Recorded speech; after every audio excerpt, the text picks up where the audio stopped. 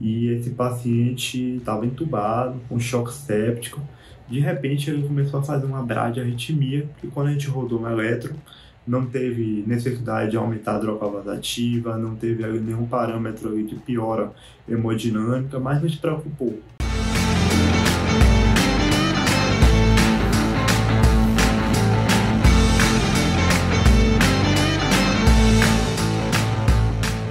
Fala galera, tudo bom? Um prazer estar aqui com vocês, nossos amigos, nossas amigas. Meu nome, para quem não me conhece, é Leandro Azevedo e eu vim aqui para poder comentar sobre um tema muito importante na prática médica de todos nós, que é a arritmia cardíaca.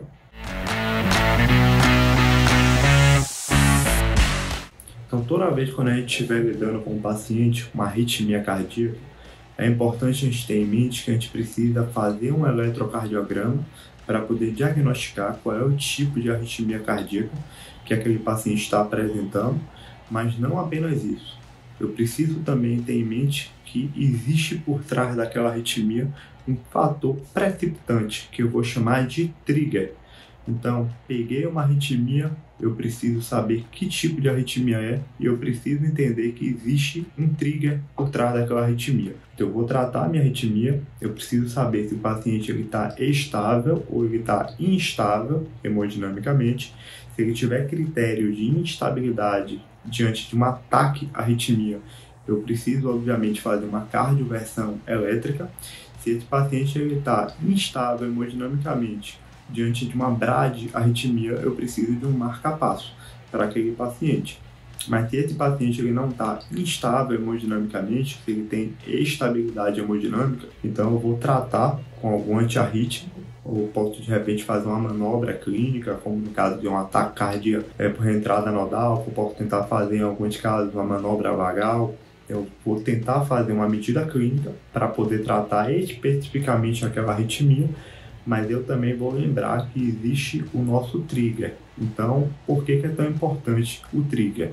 E é isso que eu quero enfatizar com vocês aqui hoje. Porque se eu não trato o que está por trás daquela arritmia, o que está desencadeando aquela arritmia, ela pode simplesmente ser recidivante. Ela pode simplesmente não ser muito bem tratada. Então é sempre bom a gente enfatizar alguns fatores chamados de trigger que são muito comuns na prática médica. Então, pega um paciente numa emergência médica, pega um paciente no ambiente de terapia intensiva, a gente tem que lembrar de infecção, com certeza, a gente tem que lembrar de inflamação, pacientes que estão em processo de inflamação, uma resposta inflamatória sistêmica mais exacerbada naquele contexto da arritmia que foi desencadeada naquele momento. A gente tem que lembrar de distúrbios ácido-base, principalmente acidose.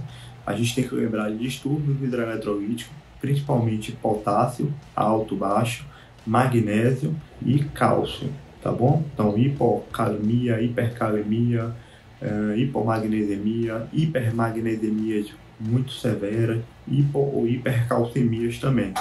Então, por isso que quando a gente pega esse paciente com arritmia, paciente tem uma fibrilação atrial, por exemplo, a nossa arritmia aí, né, é extremamente comum nos pacientes idosos, paciente cardiopata, a gente objetiva um potássio entre 4 e 5, um magnésio maior que 2, um cálcio iônico ali maior que 1,2. Então, isso é muito importante também, o distúrbio hidroeletrolítico. Outro fator muito comum, né, pega a dor.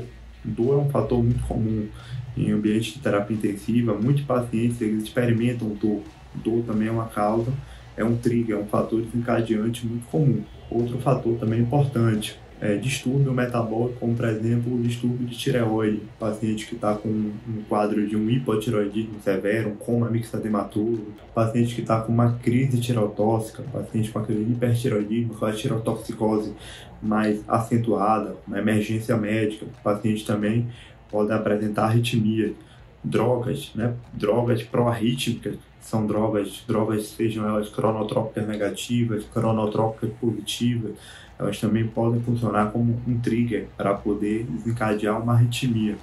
Paciente com privação de sono, paciente com estresse emocional, paciente que tem um distúrbio de volemia, paciente com uma hipervolemia ou uma hipovolemia.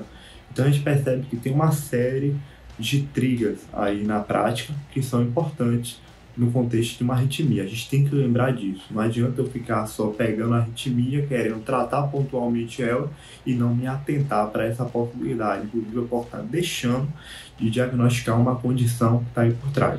Então, para poder ilustrar um pouquinho mais isso que eu acabei de falar agora, eu vou trazer um caso aqui, um caso real que eu vivenciei na minha prática, que é um caso que consegue exemplificar muito bem isso aí que eu tô comentando. Que foi o seguinte: uma vez eu estava num plantão lá de UTI, e aí de repente um paciente começou a fazer uma bradiarritmia importante. O paciente era um paciente que tinha uma disfunção renal, ele tinha uma lesão renal aguda. Esse paciente estava dialisando e esse paciente estava entubado, com choque séptico. De repente ele começou a fazer uma bradiarritmia, e quando a gente rodou um eletro, não teve necessidade de aumentar a droga vasativa, não teve nenhum parâmetro de piora hemodinâmica, mas nos preocupou. Uma frequência cardíaca ali que chegou em torno de 38 a 44 batimentos por minuto. A gente rodou um eletrocardiograma e a gente diagnosticou uma BAVT, um BAVT, um bloqueio atrioventricular total. E aí a gente, obviamente, ficou bem preocupado, eu fiquei muito preocupado com esse paciente. Na hora eu comecei a pensar na possibilidade, o que é que poderia estar causando aquela arritmia. Como o paciente não estava instável, eu tive mais tempo para raciocinar, não precisaria passar um marca-passo naquele momento, botar uma droga como a dopamina, uma adrenalina. Eu pude raciocinar um pouquinho mais do que estava acontecendo. Até entrei em contato com outros colegas, com um diarista, entrei em contato lá com um colega nefrologista, e aí na discussão a gente percebeu lá que o paciente ele ficou uns 2 dias sem dialisar. A última diálise tinha sido há 3 dias atrás, e aí esse paciente estava com uma ureia lá na faixa de 230, mais ou menos, nessa faixa. Não tinha nenhum distúrbio eletrolítico importante, mas tinha essa ureia bem elevada, né? Inclusive já fazendo uma acidose metabólica. E aí a gente, obviamente, eu naquela ansiedade, fiquei pensando, será que eu não passo logo um marca-passo? Será que eu não boto logo uma dopamina? E aí na discussão com o nefrologista, na época lá com o diarista, eles me orientaram que eu iniciasse uma diálise.